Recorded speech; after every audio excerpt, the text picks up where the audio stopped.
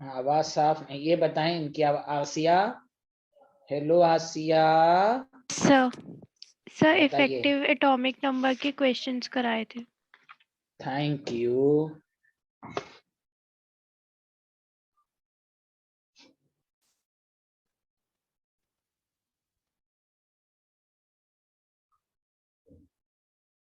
ठीक है, चलिए अब आइए।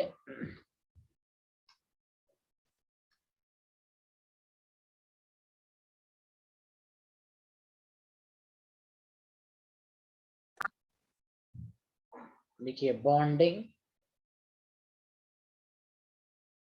In complex compound.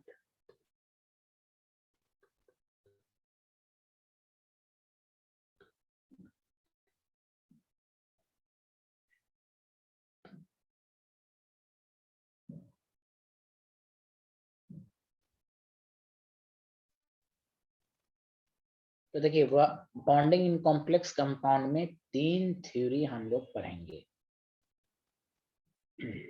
3 थ्योरी पढ़ेंगे। सबसे पहले कॉम्प्लेक्स कंपाउंड के बारे में जिस साइंटिस्ट ने सबसे पहले इंफॉर्मेशन दिया था वो है वर्नर्स थ्योरी।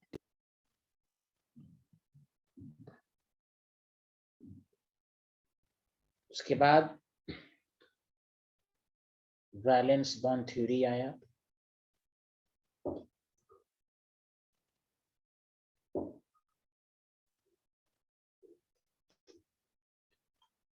फिर हम लोग पढ़ेंगे क्रिस्टल फील्ड थ्योरी।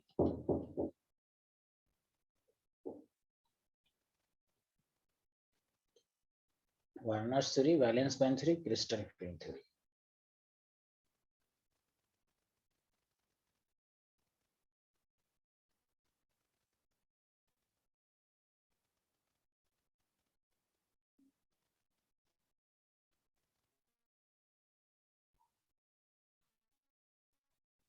ठीक है,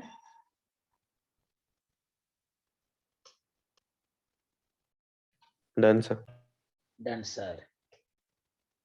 सबसे पहले जो हम लोग पढ़ेंगे वर्नर्स थ्योरी के बारे में। देखिए, इसलिए देखिएगा एनसीईआरटी सिलेबस में सबसे पहले ही दूसरे पेज में इसको पढ़ाया गया, बाद में लीगेंड वगैरह की डिफिनेशन बताई गई है। आपको मालूम है, और से सुनेंगे कि कॉम्प्लेक्स कंपाउंड 2 सिंपल कंपाउंड से बनता है, एडिशन कंपाउंड आपको बताया गया। तो NH3 है, तो बहुत तरह से जैसे एक कंपाउंड बना, वर्नर साहब को दिखा कि 6NH3 भी बन सकता है, COCl3 5NH3 भी बन सकता है, COCl3.4, यानी इस तरह के कंपाउंड उनको दिखे। तो मतलब ये कहने का मकसद सिर्फ ये था कि ध्यान दीजिएगा कि सबसे पहले कि when simple salt and simple molecule are mixed, और से सुनिएगा इस लाइन को, when simple salt and simple molecule are mixed, then Werners found that कि more than one compound are formed। देखिए, more than one compound are formed, उन्होंने देखा, उससे उन्होंने एक कंक्लूजन निकाला। तो पहले इस लाइन को लिखते हैं, जब उन्होंने सिंपल सॉल्ट को सिंपल मॉलिक्यूल के साथ मिक्स किया तो क्या क्या देखा।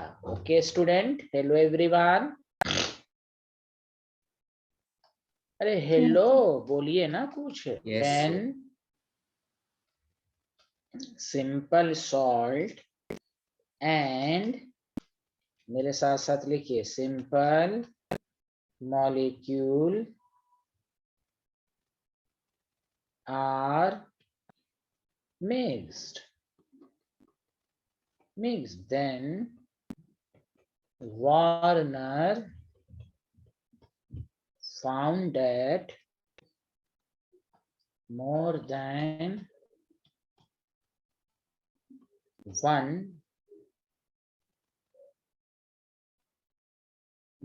one complex compound are formed. जैसे CuCl3 प्लस NH3 को मिक्स कर तो बहुत तरह के कंपाउंड उनको देखा रिजल्ट में 6NH3 बना, CuCl3 5NH3 में बना, CuCl3 4NH3 बना, CuCl3.3NH3 बना. Hello everyone. Hello everyone. Yes, sir. इससे ये साबित हुआ, इससे ये क्या साबित हुआ, उनमें बहुत सारे जो कंपाउंड बने तो क्या साबित हुआ, तो देखिए लिख लिया सारे लोग, हाँ या ना, जल्दी बताइए. Yes, sir. इससे ये साबित हुआ कि देखिए मेन वर्नर्स ने क्या कहा था, The central atom of the complex compound shows two types of valency, primary valency, second. जैसे फास्फोरस, ऐसे मिसाल लीजिए जिसके भी वेरिएबल वैलेंसीज होते हैं तो उसके कंपाउंड बहुत सारे बनते हैं. यही उन्होंने कहा किया कि सिंपल सॉल्ट को जब सिंपल मॉलिक्यूल के साथ मिक्स किया तो अगर एक ही वैलेंसी होती तो एक ही तरह का कंपाउंड बनना चाहिए था. बहुत सारे कंपाउंड बनने का मतलब ये हुआ कि यही मेन कोई कहे वर्नर्स ने क्या कहा, ये तो मैंने आपको समझाने के लिए ये लिखा है कि वर्नर्स जो statement according to the syllabus उन्होंने जो कहा है उसको समझाने का तरीका क्या है. मेन यहां से उन्होंने कहा कि जो भी सेंट्रल एटम होता है कॉम्प्लेक्स कंपाउंड का are satisfied by two types of the valencies. दो तरह की वैलेंसीज हैं, इसलिए एक बहुत सारे कंपाउंड्स बने, कॉम्प्लेक्स कंपाउंड बने. एक को कहेंगे प्राइमरी वैलेंसी, एक को कहेंगे सेकेंडरी वैलेंसी. अब ये प्राइमरी वैलेंसी सेकेंडरी वैलेंसी क्या, वो हम टेबल के फॉर्म में पढ़ाएंगे. तो लॉजिक भी लगाइए, जैसे फास्फोरस दो तरह का ऑक्सीडेशन स्टेट शो करता है, इसलिए इसके दो तरह के कंपाउंड बनते हैं. इसीलिए उन्होंने जब सिंपल सॉल्ट को सिंपल मॉलिक्यूल के साथ मिक्स किया तो बहुत सारे कॉम्प्लेक्स कंपाउंड बने. तो उससे उन्होंने एक जनरलाइज कंसेप्ट निकाला कि जो कॉम्प्लेक्स कंपाउंड का सेंट्रल मेटल एटम है are satisfied by two types of the valencies, one is called primary, another is called secondary. Hello, समझ में आया? Yes sir. तो अकॉर्डिंग टू दिस थ्योरी, मेरे साथ साथ लिखें, सेंट्रल मेटल एटम या ion of complex compound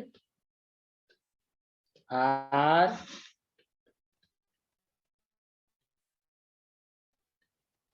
satisfied by two types of valency.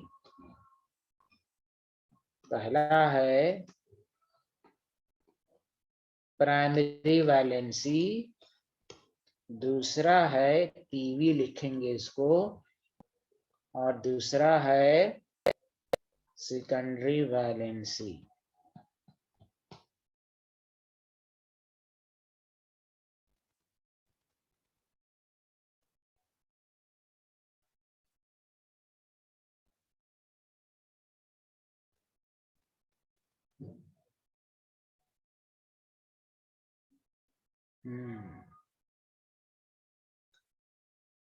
लिख लिया?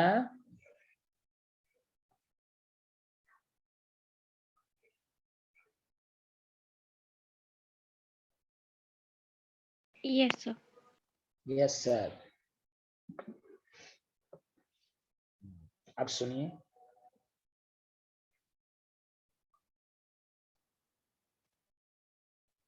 एक तरफ है प्राइमरी वैलेंसी तो एक तरह है सेकेंडरी वैलेंसी. अब उन्होंने प्राइमरी वैलेंसी को क्या क्या कहा ये और से सुनो. प्राइमरी वैलेंसी जो होता है ना, इट गिव्स द, उसके बाद एक्सपेरिमेंट करके भी मैं समझाऊंगा, oxidation state of central metal ion. ये सेकेंडरी वैलेंसी क्या बताता है, it gives the coordination number of complex compound. सुना? हेलो. और जानते हैं, मैं आपको एक बात बता दूं, अब इसको दूसरे तरीके से समझना चाहें तो सुनिए.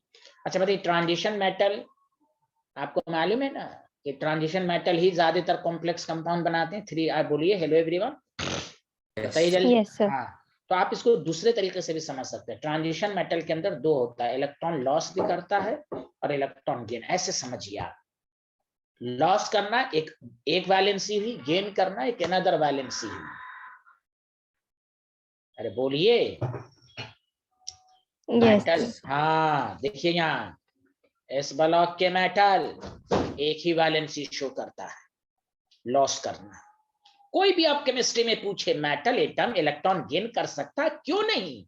लिगेंड तो मेटल को दे ही तो रहा है इलेक्ट्रॉन। आप दूसरे नजरिए से समझिएगा तो आपको लगेगा हाँ, वार्नर्स ने जो शुरू में कहा वो तो सही लग रहा है भाई। ट्रांजिशन मेटल के अंदर लॉस भी कर सकता है, गेन भी कर सकता है। लॉस करना एक वैलेंसी, गेन करना अनदर वैलेंसी, तो यही चीज तो है oxidation state loss. Coordination number का मतलब ही तो हुआ कि इलेक्ट्रॉन गेन करेगा। अरे बोलिए हेलो, लिगेंड इलेक्ट्रॉन डोनर होता है और इसी को तो कोऑर्डिनेशन नंबर कहते हैं, मेटल को देगा। तो इसलिए याद रखिए, प्राइमरी वैलेंसी ऑक्सीडेशन स्टेट को बताता है, सेकेंडरी वैलेंसी कोऑर्डिनेट करना, नेट लॉस, और कोऑर्डिनेशन नंबर के जरिए गेन करना। Did you understand? Yes Yes, sir. Yes sir, very good. बहुत अच्छे आदमी हैं आप लोग। आप सुने, लिखना शुरू करें।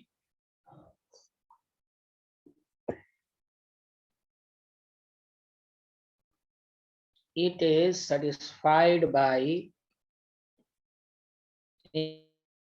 anionic species, anionic species, और it is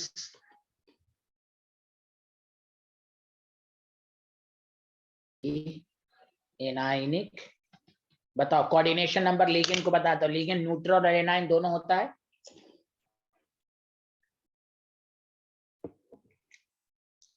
hello, can you hear me clearly and loudly? Yes, sir. हाँ, आप लोग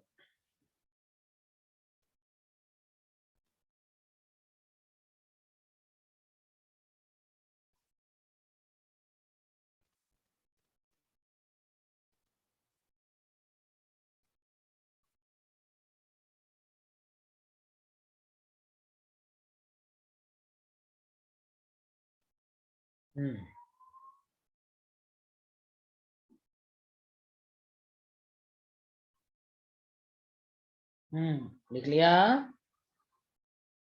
Yes, sir. यहाँ देखिए, यही है कि प्राइमरी वैलेंसीज एनायनिक स्पीशीज। देखिए इट इज आयोनाइजेबल, या आयोनाइजेबल है, इट इज आयोनाइजेबल। अभी सब समझाएंगे भी। It is coordination number bracket के अंदर होता है, इट इज नॉट आयोनाइजेबल। कुछ तो बोलिए, आप लोग कुछ बोल ही नहीं रहे हैं, समझ में आ रहा है ना? Yes, sir. देखिए जो आयोनाइजेबल होता है, फिजिक्स में स्टूडेंट हैं, इलेक्ट्रिक फील्ड चारों तरफ होती है, तो it is non directional, it is non directional. और चूंकि कोऑर्डिनेशन नंबर से डायरेक्ट, अभी पढ़िएगा आप कोऑर्डिनेशन नंबर 4, तो sp3 हाइब्रिडाइजेशन भी कोऑर्डिनेशन नंबर से पता चलेगा। टेट्राहेड्रल है कि क्या है, डायरेक्शनल। सेकेंडरी वाले तो पहले जो है ना, शुरू में जो कॉम्प्लेक्स कंपाउंड के बारे में जो भी इंफॉर्मेशन दिया गया वो इसी फॉर्म में दिया गया।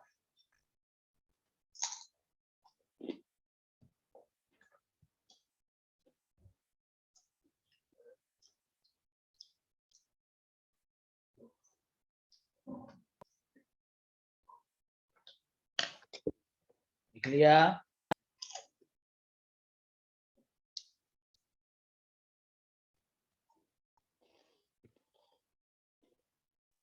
Yes, sir.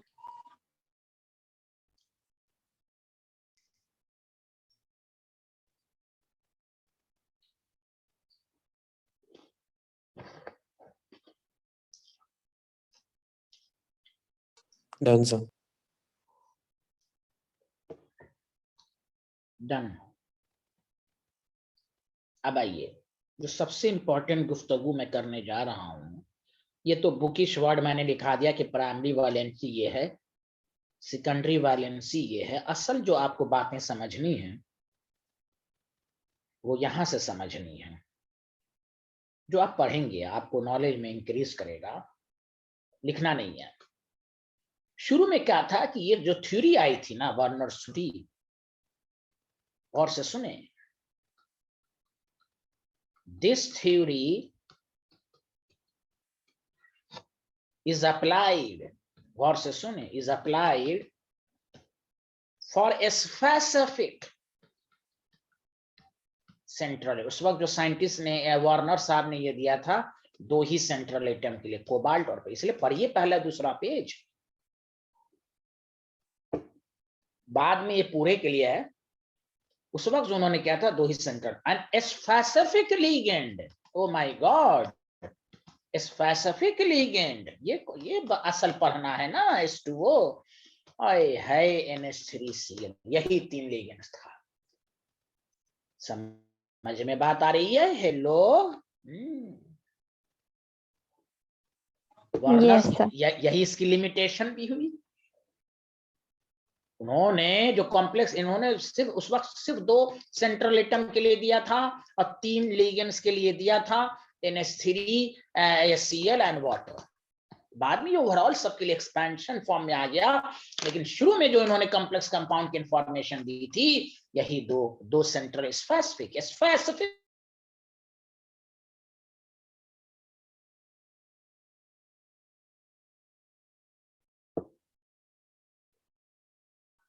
Hello everyone. Yes, sir. Yes sir.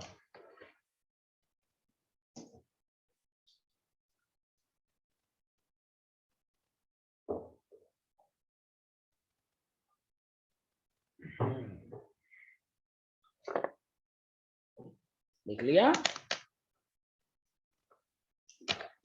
अच्छा, कुछ पॉइंट्स मैं लिख रहा हूं जिसको मैं एग्जांपल देके बाद में समझाऊंगा, पहले कुछ पॉइंट्स दिमाग में लिखिए। फॉर क्लोराइड, बोरोमाइड, आयोडाइड, इन्होंने एक्सपेरिमेंट करके क्या किया, AgNO3 इज एडेड। अब इसका मतलब क्या, अभी मैं इस पर क्वेश्चन कराऊंगा। For the formation of precipitate कि फॉर, अगर क्लोराइड ब्रोमाइड ऐड हो तो उन्होंने AgNO3 डाला तो प्रिसिपिटेट बना। For the formation of precipitate, पहले लिखिए इसका मतलब क्या है, अभी आएगा। सब्र करें, सब्र का फल मीठा होता है, सब्र करें। लिख लिया? Hello everyone. Yes, sir. Yes sir. Chloride bromide iodide के लिए उन्होंने AgNO3 ऐड किया। जैसे मिसाल के तौर पर उन्होंने ये देखिए, मान लीजिए एक कॉम्प्लेक्स कंपाउंड है और बाहर Cl है, तो उस बिहारी ने क्या किया, वर्नर साहब ने AgNO3 डाल के देखा तो ये तो केटायन हो गया, और एक क्या होगा, ये आयोनाइजेबल है, यही प्राइमरी वैलेंसी है, तो AgCl बना। और आपको मालूम है AgCl जैसे बना तो व्हाइट PPT बनेगा, AgCl व्हाइट PPT होता है। हेलो, इस पर NCERT के इंटेक्स में क्वेश्चंस हैं। तो जमीन तारे पर है, तारे जमीन हो जाएगा। गौर से सुनो, फिर उन्होंने AgNO3 डाला, ये तो कॉम्प्लेक्स पे प्लस है तो AgBr बनेगा। AgBr का जो कलर होता है पेल येलो, हल्का येलो। ये सब एक्सपेरिमेंट करके उन्होंने कॉम्प्लेक्स कंपाउंड का इंफॉर्मेशन दिया था शुरू में। फिर उन्होंने आयोडाइड आयन है तो AgNO3 डाला बिहारी ने, तो फिर ये कॉम्प्लेक्स कंपाउंड है तो AgI बना। AgI का सिंपल येलो PPT होता है, ये तो सिर्फ डार्क येलो होता है। इससे कैसे क्वेश्चंस आएंगे वो हम आपको बताएंगे।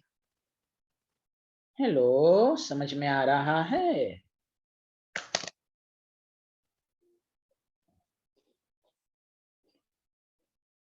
हम्म,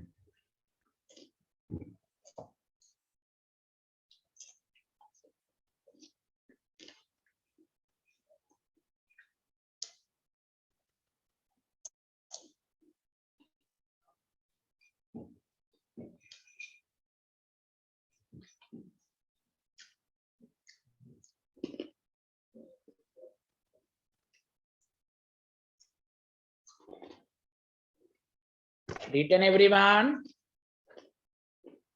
Yes, sir.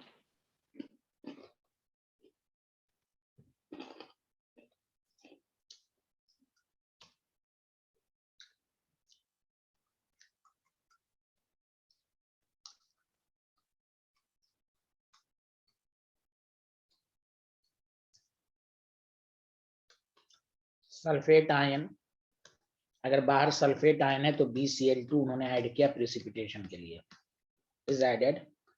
सब ट्रिक सब लिखिए, सबसे आपको अभी ये समझ में आएगा। For the formation of BSO4 white PPT होता है बिहारी का। तो अगर मान लिया कोई, उन्होंने शुरू में जो कॉम्प्लेक्स सल्फेट बाहर है तो उन्होंने BaCl2 ऐड करके दिखाया, प्लस से BaSO4 बना व्हाइट PPT। अब देखिए उन्होंने कैसे कैसे एक्सपेरिमेंट करके इंफॉर्मेशन दिया।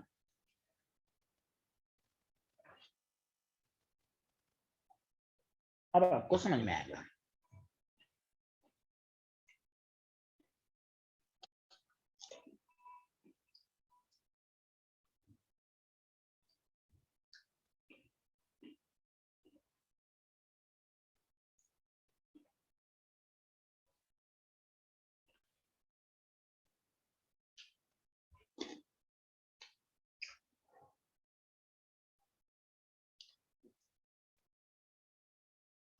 लिख लिया?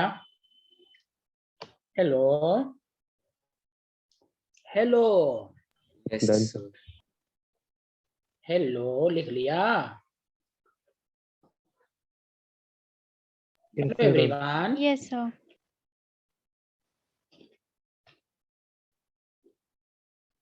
अब देखिए जो मैंने रिमार्क्स में लिखाया उसको समझने के लिए क्वेश्चन मेरे साथ साथ लिखिए। 1 mole of COCl3.6NH3 is mixed with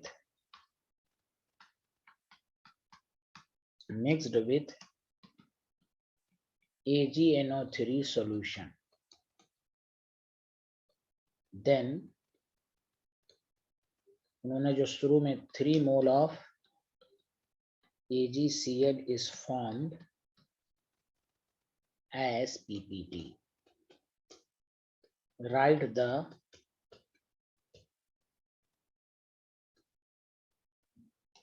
formula of complex compound. ये क्वेश्चन लिखिए, मैं खुद करूंगा।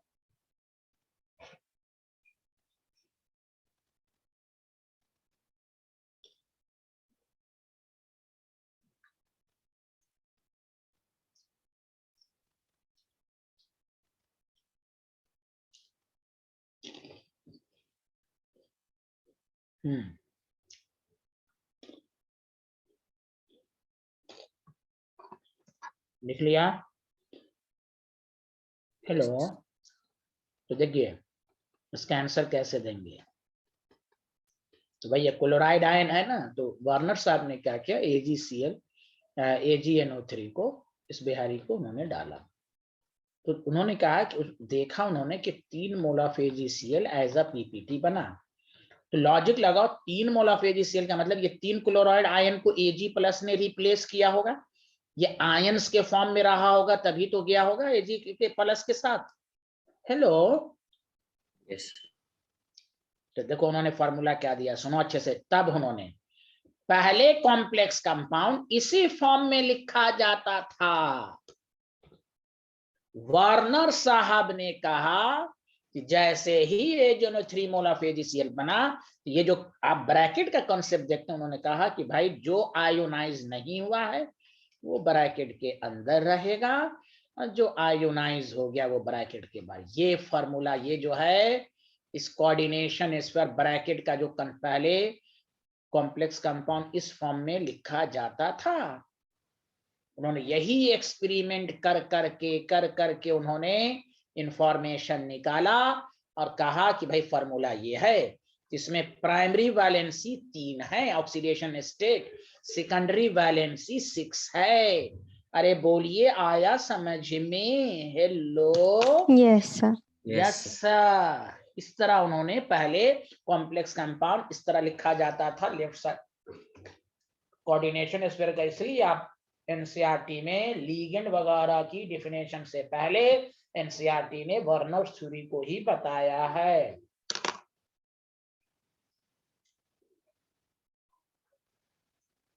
लिख लिया? Hello everyone.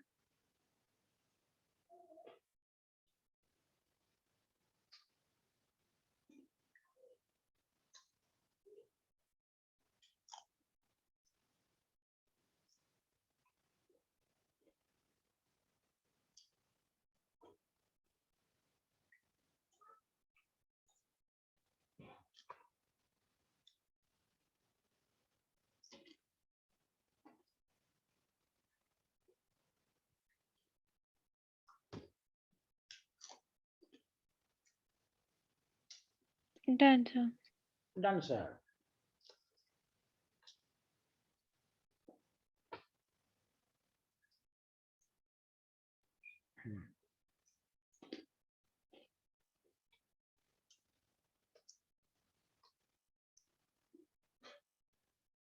आगे बढ़े हैं।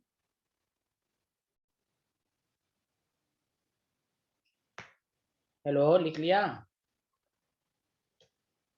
अब सुनिए, कोई बोलते ही नहीं है भाई। हाँ, मान लीजिए COCl3 है, 4NH3 है, आपको कहा गया कि AgNO3 इस सॉल्यूशन में किया गया और 1 मोल ऑफ AgCl बना, तो फार्मूला बनाएं।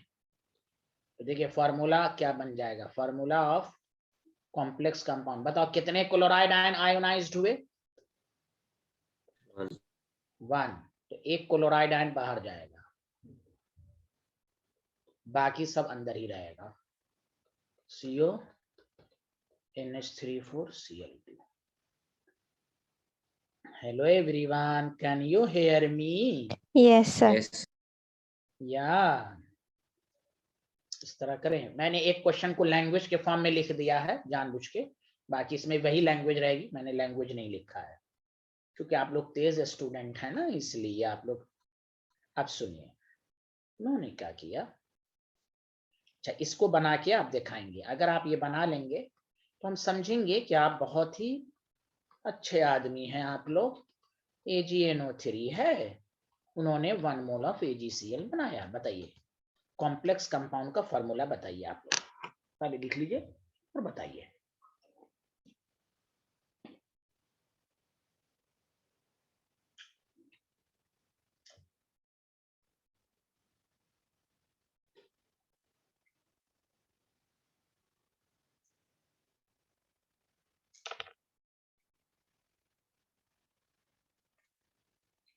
बना लिया?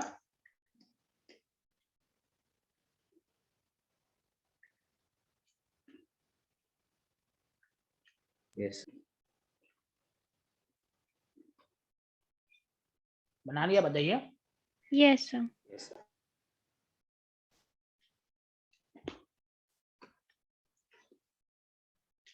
बताइए ब्रैकेट के बाहर कितना आयन, कितना क्लोरीन रखा आपने? एक। मैं बोलूंगा, आप बताइएगा यही लिखा है कि नहीं लिखा है। ये बताइए, ये लिखा है? Yes. Yes, sir. तो ये यहाँ पर गलत हो जाएगा। देखिए हमेशा याद रखिए, क्या मैंने आपको ट्रिक्स नहीं दिया था या बताया नहीं था कि 3D सीरीज में, और से सुनिए इसलिए अच्छा क्वेश्चन है। 3D सीरीज में +3 ऑक्सीडेशन स्टेट का कोऑर्डिनेशन नंबर 6 से ज्यादा नहीं हो सकता। यहाँ 6 2 8 है, इसलिए दिस इज नॉट करेक्ट। तो आपको कहना है क्लोराइड आयन तो एक ही रहेगा, Cl2 2 रहेगा, तो आप वाटर 4 देंगे। इसका मतलब 2 वाटर, यही तो है, ये वाटर इंटरेक्शन। इसीलिए आपने 11 में पढ़ा CuSO4.5H2O। How many number of water crystallisation? एक ही है। ओ माय गॉड, अब वाटर अगर बाहर रहेगा अकेला रह ही नहीं सकता, ये किसी एनायन के साथ रहेगा। Actual number of the water is 1, दिखने में लग रहा है 5। This is the question of the NCERT in hydrogen chapter. Coordination number Cu+2 का आपने नहीं देखा, 4 है, जाके देखें नोट्स में। तो यहां भी कोऑर्डिनेशन नंबर 6 से ज्यादा नहीं रखना है।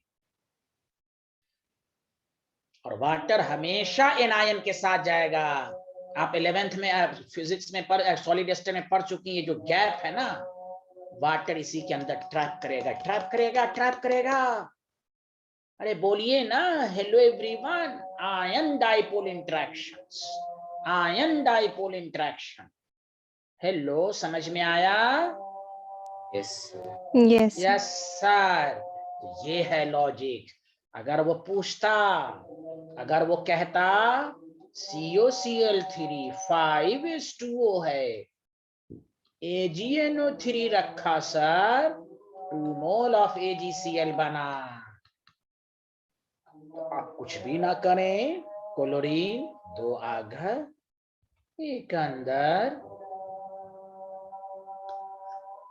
तो आप बताएं 5 वाटर रहेगा, 6 ही रखना। Any problem? हेलो, आया समझ में? अब कोई बोल ही नहीं रहा है, कोई बोल ही नहीं रहा है भाई, कुछ तो बोलिए, कुछ Yes, तो sir. बोलिए। या Yes, sir. Yes sir. और अगर वो इस तरह पूछता, 6H2O दे के पूछता कि 2 मोल ऑफ AgCl बना, ओ माय गॉड, तो भाई 2 क्लोरीन को बाहर, 1 क्लोरीन को अंदर, 5 वाटर ही देंगे, 1 वाटर बाहर रहेगा। इसका मतलब कोई पूछे हाउ मेनी वाटर क्रिस्टलाइजेशन, तो 6 थोड़ी ना बोलेंगे, एक ही वाटर क्रिस्टलाइजेशन है। हेलो एवरीवन, समझ में आया?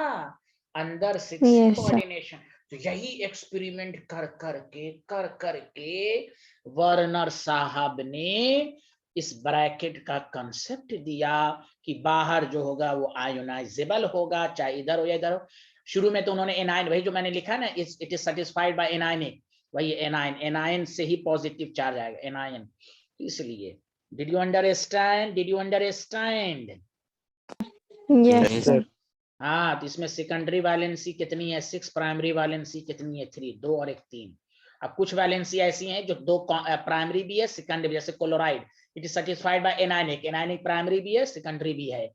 यहाँ प्राइमरी वैलेंसीज कितनी है 3, सेकेंडरी वैलेंसीज भी 6 हैं।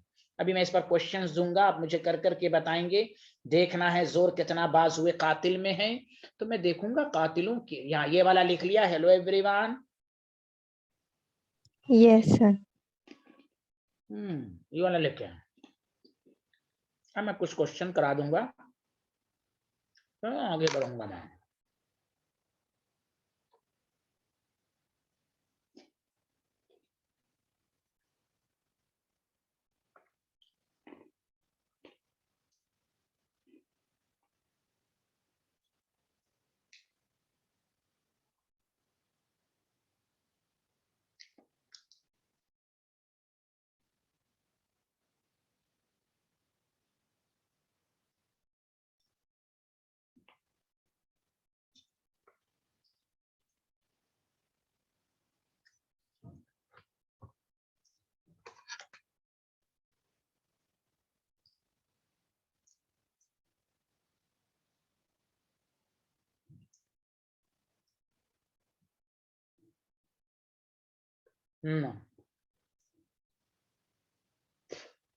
लिखने है। Yes, sir.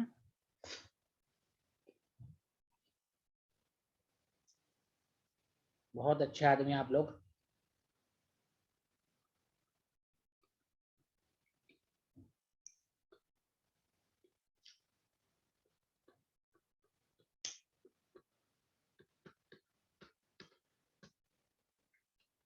चलिए फॉर्मूला बनाइए और प्राइमरी सेकेंडरी वैलेंसीज भी लिखते रहिए।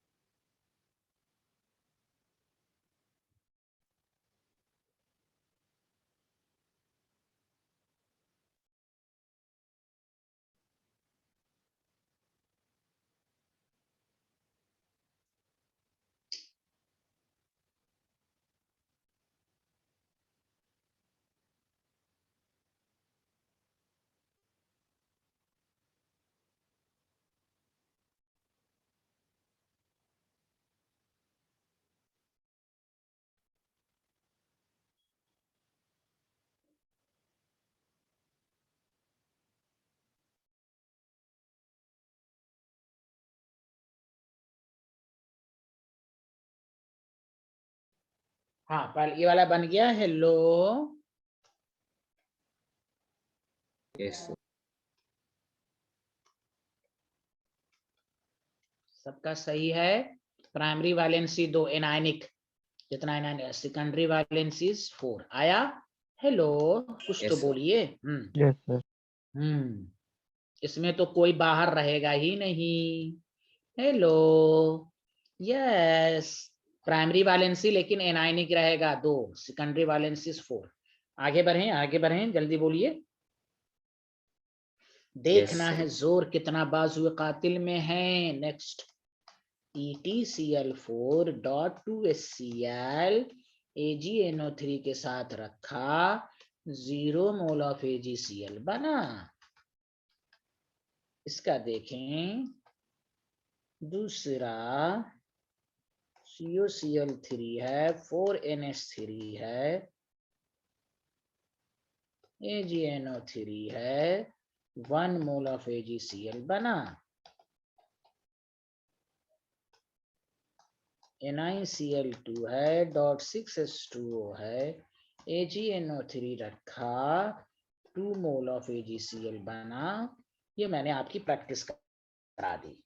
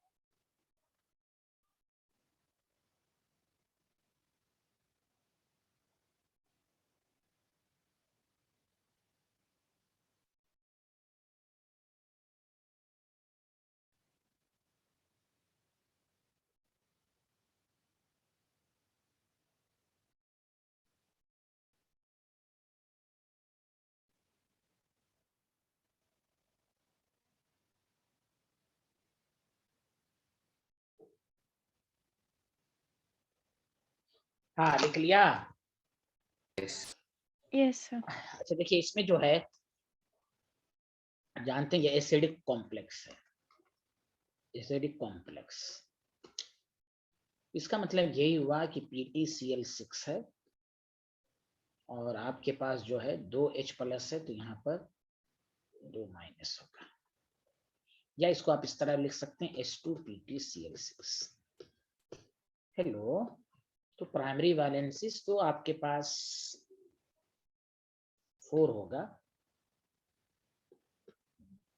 क्योंकि ऑक्सीडेशन स्टेट 4 है, एंड सेकेंडरी वैलेंसी 6 होगा। Hello everyone. Yes. यहाँ 1 मोल ऑफ Cl बना तो CO है, NH3 4 तो 4 देंगे ही, और CN2 2 है, 1 Cl बाहर रहेगा। यहाँ पर क्या देंगे, NiH2O 6 है, Cl2 बाहर है। बताइए आया समझ में? Hello everyone. Yes, sir. Yes sir.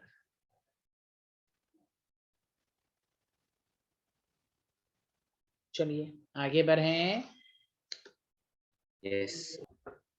इस पर एक लास्ट क्वेश्चन है वर्नर्स थ्योरी पर, ये right the order of conducting power,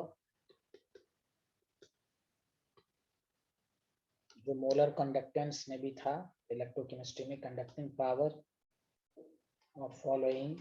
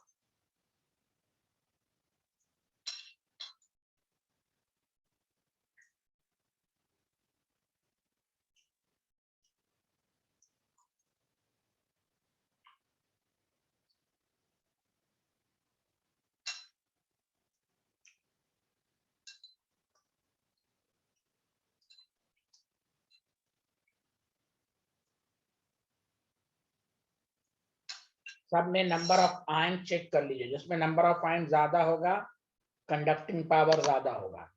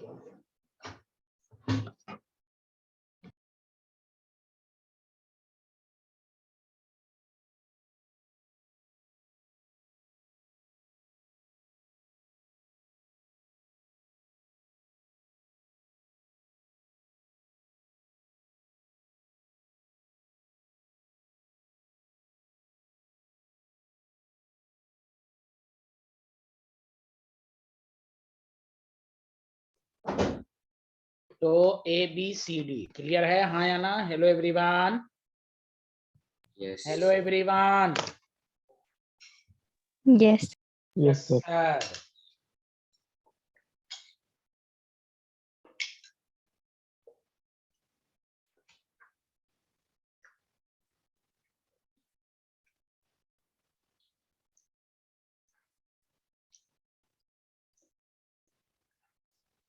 अब आइए हम लोग जो जानेंगे अब, ये तो वर्नर्स थ्योरी का हो गया, तो गौर से सुनिए। वर्नर्स थ्योरी में उन्होंने बॉन्डिंग की जो information the in terms of primary and secondary valences के फॉर्म में, क्लियर है, हाँ या ना?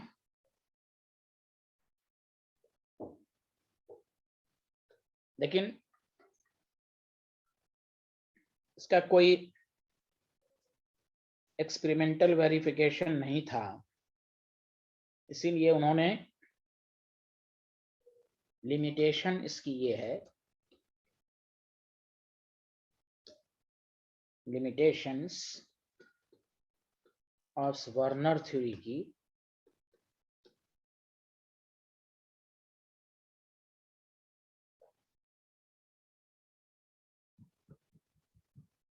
टॉपिक डालिए,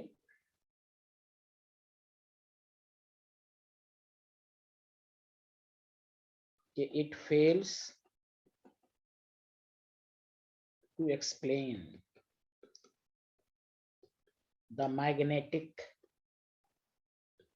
कलर, कॉम्प्लेक्स कंपाउंड कलर क्यों होता है, and optical properties, optical isomer भी शो करता है, optical properties shown by complex compound, ये सब के बारे में आइडिया नहीं, optical properties shown by complex compound.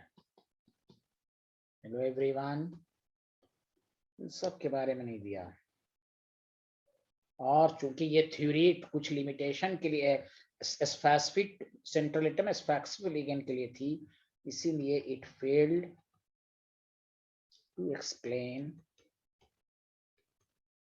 The reason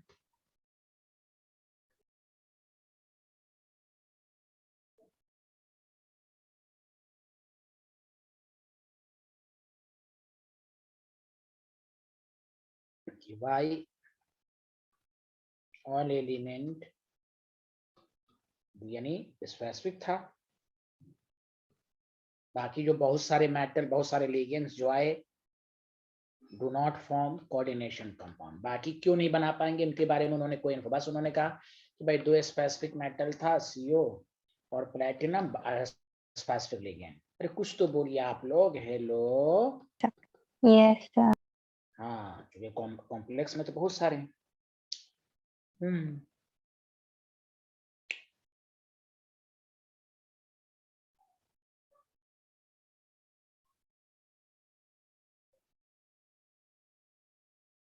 तो बस इस वर्नर्स थ्योरी बस ये था कि correct structure of coordination compound दिया, करेक्ट स्ट्रक्चर, सही स्ट्रक्चर क्या होना चाहिए कॉम्प्लेक्स कंपाउंड का,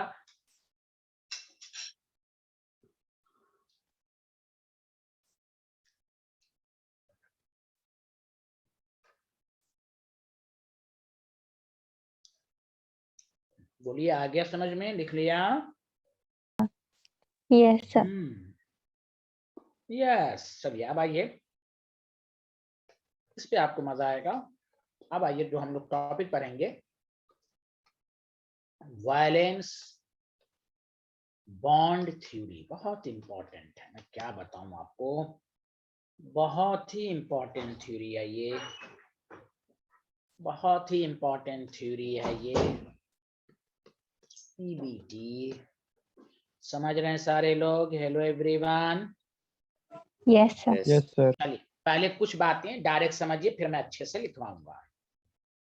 देखिए VBT डायरेक्ट, मैंने कहा ना ये सब जो है कि भाई हाइब्रिडाइजेशन क्या, डायरेक्शनल कैरेक्टर्स के बारे में VBT बताए। देखिए सबसे पहली बात कि कॉम्प्लेक्स कंपाउंड का हम लोग अब तक सिंपल कंपाउंड में हाइब्रिडाइजेशन पढ़ा है, कॉम्प्लेक्स कंपाउंड का हाइब्रिडाइजेशन जो है वो कोऑर्डिनेशन नंबर, कोऑर्डिनेशन नंबर से डायरेक्शनल कैरेक्टर का पता चलेगा। कोऑर्डिनेशन नंबर 4 है तो sp3 या dsp2 होगा, कोऑर्डिनेशन नंबर 5 है तो हाइब्रिडाइजेशन sp3d या dsp3 होगा, कोऑर्डिनेशन नंबर 6 है तो हाइब्रिडाइजेशन sp3d2 d2sp, ये याद रखें। इस तरह की हाइब्रिडाइजेशन जनरली कॉम्प्लेक्स कंपाउंड में होती है, ऐसे तो दोनों होती हैं, सिंपल कंपाउंड में तो सिर्फ ये वाली होती है जो हम लोग पढ़ चुके हैं। पहले मैं तो डिटेल में बताऊंगा, उसके बाद कि हम हाइब्रिडाइजेशन को शॉर्टकट कैसे करेंगे वो भी मैं बताऊंगा, पहले तो एकदम डिटेल में चलेंगे हम लोग। तो पहले ये बात सबको समझ में आए कि कॉम्प्लेक्स कंपाउंड का हाइब्रिडाइजेशन चेक करना है तो कोऑर्डिनेशन नंबर से होगा। Hello, Yes, sir.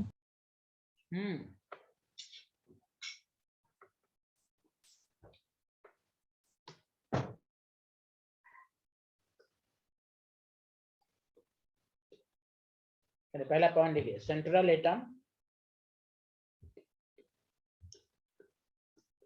provides vacant orbital. Actual बताया central atom provides vacant orbital equal to coordination number.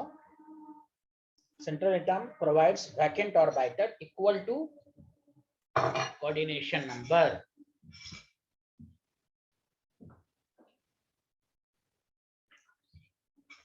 अरे बोलिए ना, हेलो, क्यों नहीं बोल पा रहे हैं आप लोग? Yes. हाँ, तो सेंट्रल एटम कितने वैकेंट ऑर्बिटल प्रोवाइड करेंगे? जितना कोऑर्डिनेशन नंबर है। तो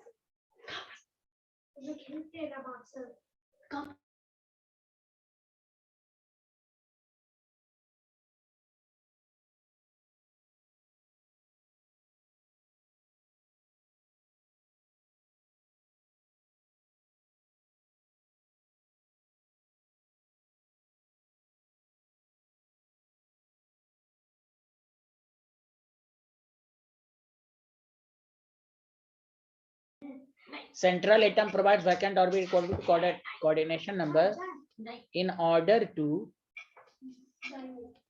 accept electron even by ligand. गौर से सुनिए, अगर कोऑर्डिनेशन नंबर 4 है तो ये 4 वैकेंट ऑर्बिटल को देगा। तो यही क्या होगा, यही दिस वैकेंट ऑर्बिटल 11th में पढ़ाया था, वैकेंट ऑर्बिटल भी मिक्स होता है। This vacant orbital are mixed to form hybrid orbital. Hello everyone, समझ में बात आ रही है? Yes, sir. हाँ, बहुत अच्छे आदमी आप लोग, ना जाने क्यों। ये लिखें,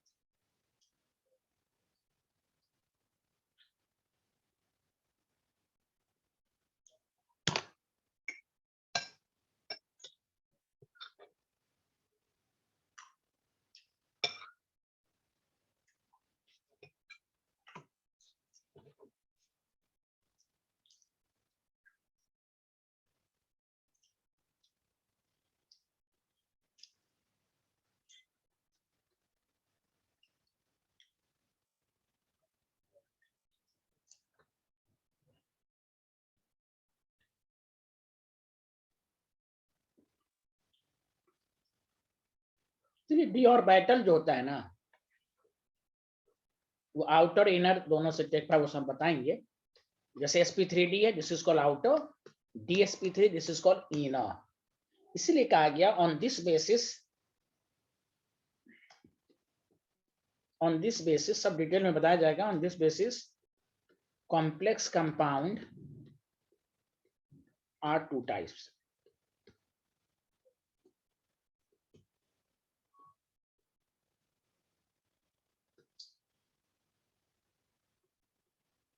पहला है इनर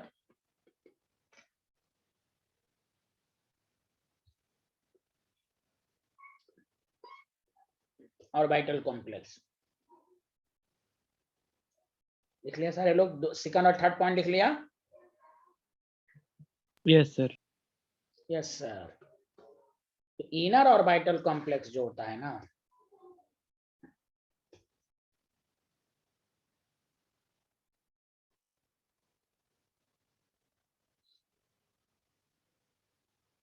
कि इसमें इफ इनर n-1d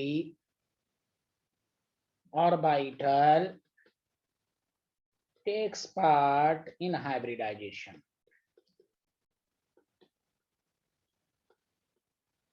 इसको इनर ऑर्बिटल कहेंगे। किसका? तो CMI का, सेंट्रल मेटल आयन का। जैसे आप देखिए, इसका एग्जाम्पल कोई पूछे तो देखिए,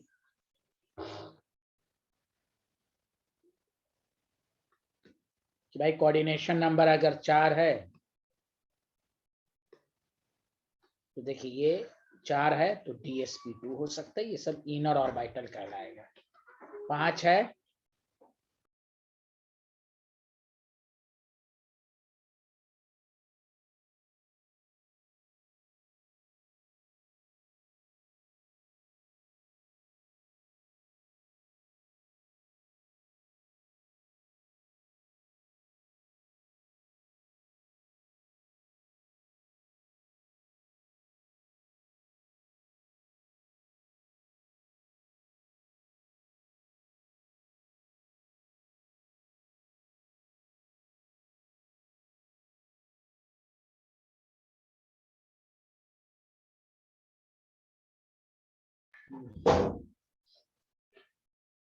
बोलिए, हेलो, IOC कहेंगे, IOC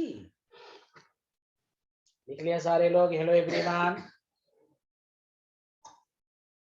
Yes, sir. Deep out है आउटर ऑर्बिटल कॉम्प्लेक्स, पहले डिटेल में कर लें। इफ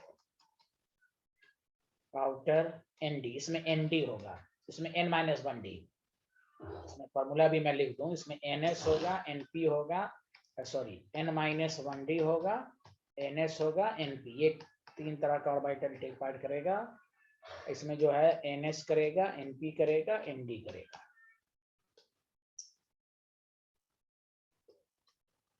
सेंट्रल मेटल एटम या ion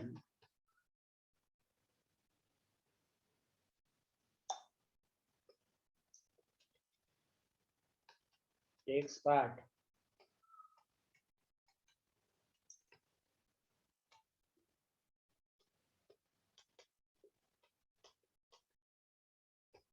is called outer orbital complex.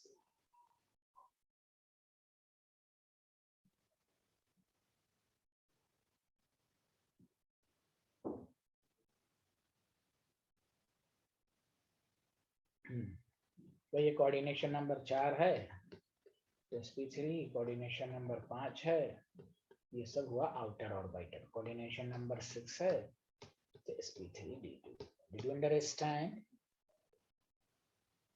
चलिए अब आइए, सर हमें कैसे पता चलेगा कौन स्ट्रॉन्ग कैसे इनर है, ये सब धीरे धीरे पता चलेगा आपको। लिख लिया सारे लोगों ने, हाँ या ना? Yes, sir. Yes sir.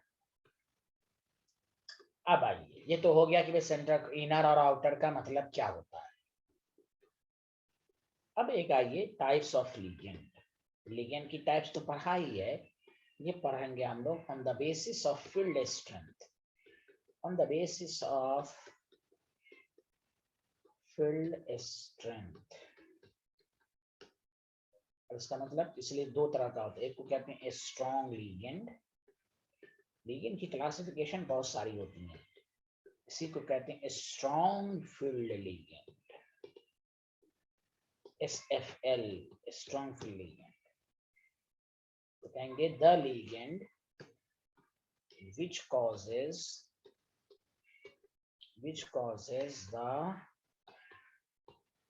pairing of electron, which causes the pairing of electron is called SFL। क्यों कॉल करेगा ये VBT, इसलिए VBT की यही लिमिट है, उन्होंने लिगेंड्स की डिफिनेशन तो बताई, कॉज बताएगा crystal field theory, why some ligand के प्रेजेंस में इलेक्ट्रॉन क्यों पेयर हो जाता है वो हम पढ़ेंगे। VBT का यही है, does not explain the nature of a strong and week ligand, बस ये डिफिनेशन बताया कि स्ट्रॉन्ग लिगेंड्स क्या होता है, the ligand which causes the pairing of electron in single, obviously orbital में भी होगा, ऑर्बिटल में ही होगा, इसको हम कहते हैं स्ट्रॉन्ग फील्ड लिगेंड। लिख लिया सारे लोग, हेलो एवरीवन, सब एग्जांपल समझ में आएगा, आगे बढ़ें।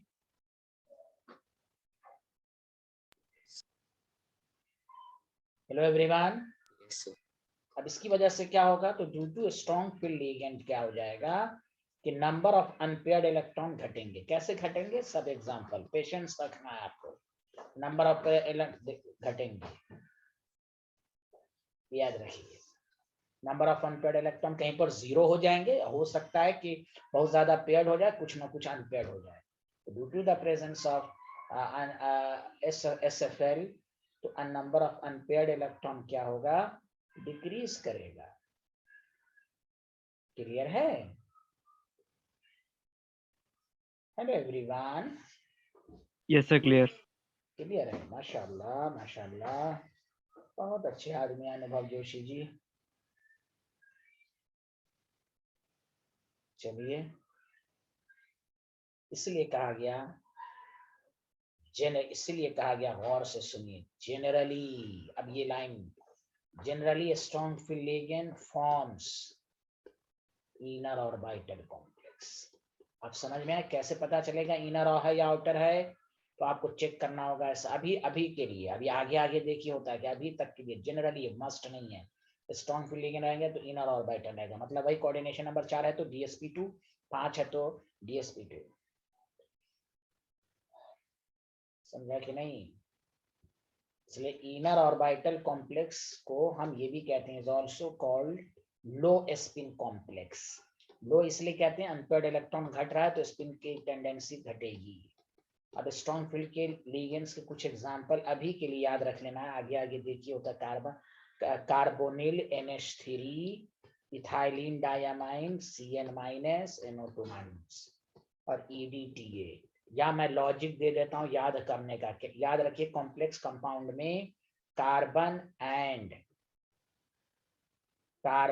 एंड नाइट्रोजन डोनर जो भी होगा वो स्ट्रॉन्ग फील्ड लिगेंड। ये ट्रिक्स याद, भले इसमें लिस्ट में नाम रहे ना रहे, कार्बन और nitrogen donor atoms are strong field ligand. याद रहेगा सबको? हेलो एवरीवन, ट्रिक्स याद रहेगा?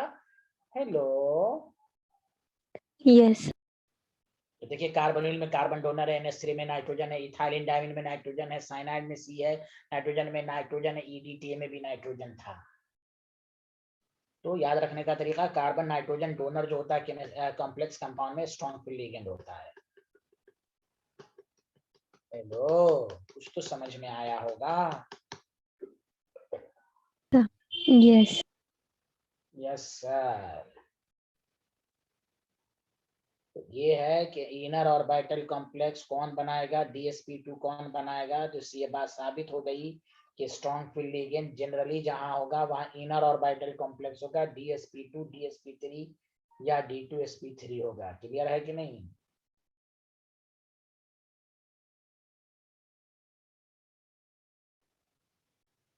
आगे बढ़ें। यस। अब आइए नेक्स्ट टाइप जो है आपके पास,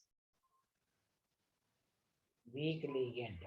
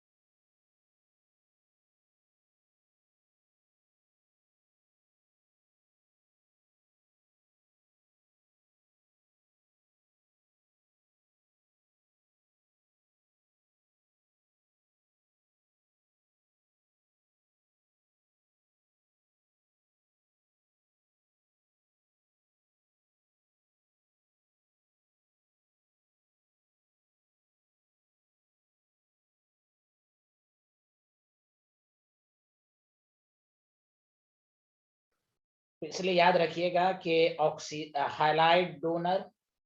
हैलाइड एंड ऑक्सीजन डोनर। कुछ तो बोलिए, आप लोग कुछ बोल ही नहीं रहे हैं। Halide donor, Yes. Oxygen donor को आप मानेंगे वीक फील्ड लिगेंड और weak field ligand, weak field ligand कोऑक्सिडाइज नहीं करेगा तो ये बिहारी जनरली आउटर ऑर्बिटल बनाएगा, आउटर ऑर्बिटल कॉम्प्लेक्स। तो पहले ये थ्योरी मजबूत करें, फिर कैसे होगा डिटेल में, फिर मैं बहुत ही शॉर्ट ट्रिक सब बता दूंगा कि देखते ही 10 सेकंड के अंदर हाइब्रिडाइजेशन आपको पता। अरे आसिया नाम के स्टूडेंट को आ रहा है समझ में? Yes, sir. Yes sir, good. आगे बढ़े, लिख लिया, जल्दी बताइए। Yes.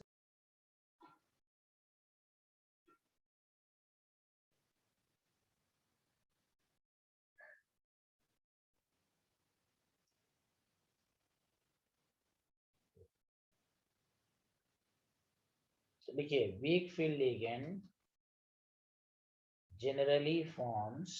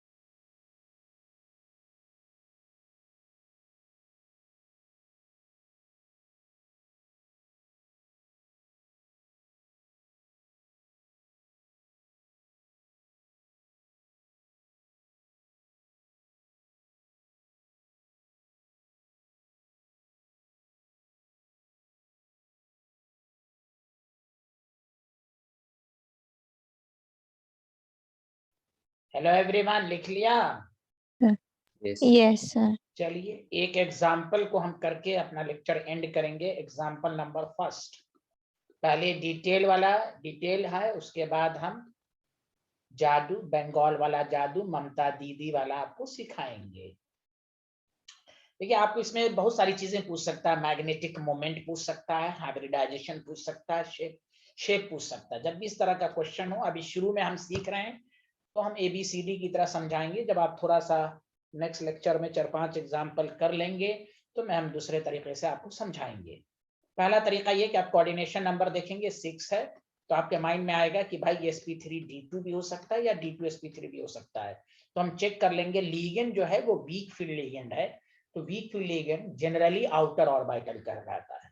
इसलिए जो वर्ड है ना जनरली, इसको हम खत्म करना चाहते हैं, वो तभी होगा जब हम कुछ एग्जाम्पल को पढ़ लेंगे तो हम लीगेंड को भी देखने की जरूरत नहीं पड़ेगी। हम कन्फिगरेशन से आंसर देंगे कि D1, D2, D3 का हाइब्रिडाइजेशन क्या होगा, D4 से D7 का हाइब्रिडाइजेशन क्या होगा, चाहे कोई भी लीगेंड हो। हम ये बाद में समझाएंगे, अभी तो डिटेल में कि कॉम्प्लेक्स कंपाउंड में हाइब्रिडाइजेशन कैसे होता है ये सीखना है। खैर, आयरन का एटॉमिक नंबर 27 है, आपको हमेशा इसी फॉर्म में लिखने आना चाहिए। 3d6 है, आयरन पे +3 चार्ज है, तो आर्गन 3d5 होगा। अगर इसका मैग्नेटिक मोमेंट कहता Fe+3 का निकालो तो अनपेयर्ड इलेक्ट्रॉन 5 है, लेकिन हमें ये कॉम्प्लेक्स का पूछा है तो लीगेंड की अफेक्ट के बाद हम देखेंगे। चूंकि ये वीक फील्ड लीगेंड है तो यहाँ कोई पेयरिंग टेक्स प्लेस नहीं करेगी। तो देखिए डी में 5 ऑर्बिटल होते हैं, 1 2 3 4 5, तो सब में एक एक इलेक्ट्रॉन है, 1 2 3 4 5। फिर पहला line, central atom provides vacant orbital equal to the coordination number. तो देखिए कोई खाली नहीं है इसमें, तो बताओ 6 है तो 6 वैकेंट ऑर्बिटल प्रोवाइड करेगा और सब आगे से होगा। और जब भी आगे से होगा तो याद रखो NS NP होगा, 4p and 4d। तो this is called hybridise state हो गया sp3d2। Magnetic character para, para 5 ampere है और शेप जो होगा ऑक्टाहेड्रल। बोलो आया समझ में? Hello everyone. Yes, sir. हाँ, असल तो अब आएगा नेक्स्ट क्लास, सब में भी आएगा, पहले ये एग्जांपल सबको समझ में आया? Hello Yes, sir. Yes sir.